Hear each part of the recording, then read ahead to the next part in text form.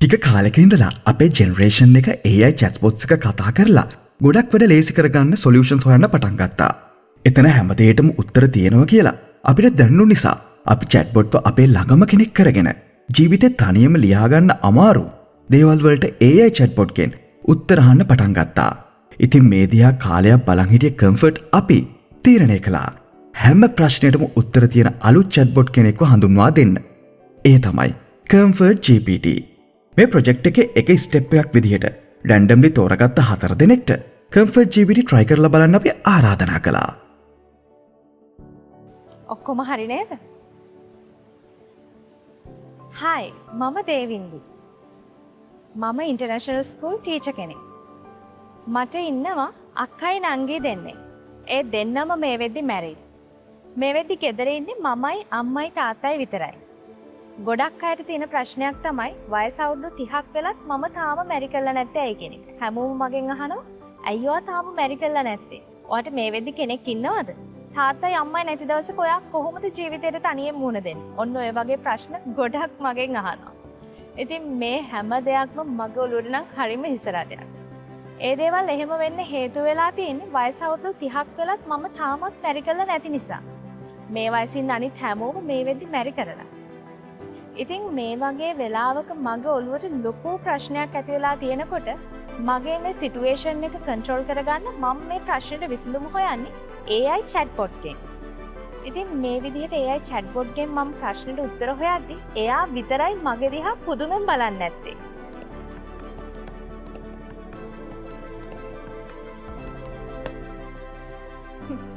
කෙලවරක් නැති කතාවක් ඉතින්.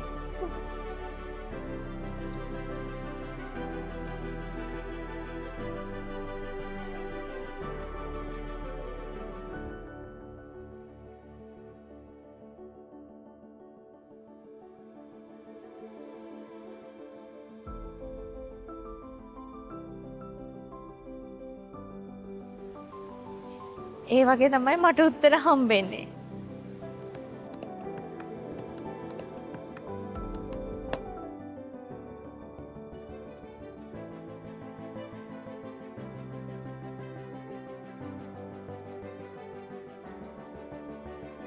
මං හිතන්නේ අර chatbot වල different answer එකක් ලැබෙයි කියලා.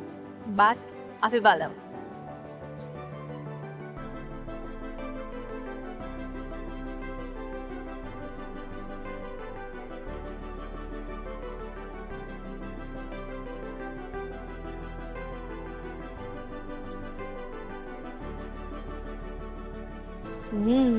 මේ chatbot නම් හරිම understanding.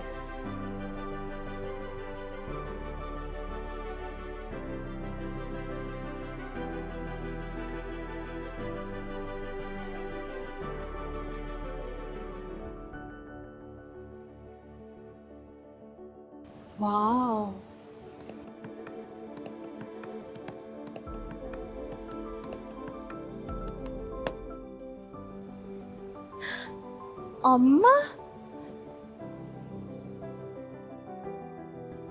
අම්මා වගේම මං ගැන හිතන කෙනෙක් මට හම්බ වෙයි. අපේ ජෙනරේෂන් එකේ ගොඩක් අය හැම දෙයකටම chatbots වලින් උත්තර හොයනවා.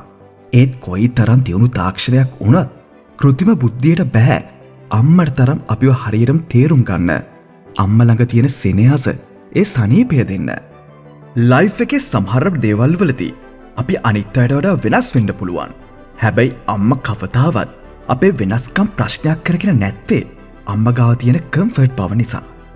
අන්න ඒ වගේ තමයි ඔයාගේ ඇඳුම් වල ටෙක්ස්චර් වෙනස් වෙන එක ප්‍රශ්නයක් කරගන්න දෙයක් නැත්තේ කම්ෆර්ට් තියෙන නිසා. අම්මා හැමදාමත් ඔයාට ඔයාගේ විදිහට ඉන්න දෙනවා වගේම කම්ෆර්ට් අපි හැමදාමත් ඔයාගේ ඇඳුම් වල ටෙක්ස්චර් එක ඒ විදිහටම තියලා දෙනවා. ඔයාලත් මාර වැඩ තමයි නේද කරන්නේ? මගේ රියල් කම්ෆර්ට් එක තමයි මගේ අම්මා. අම්මා වගේම කම්ෆර්ට්. Happy Mother's Day.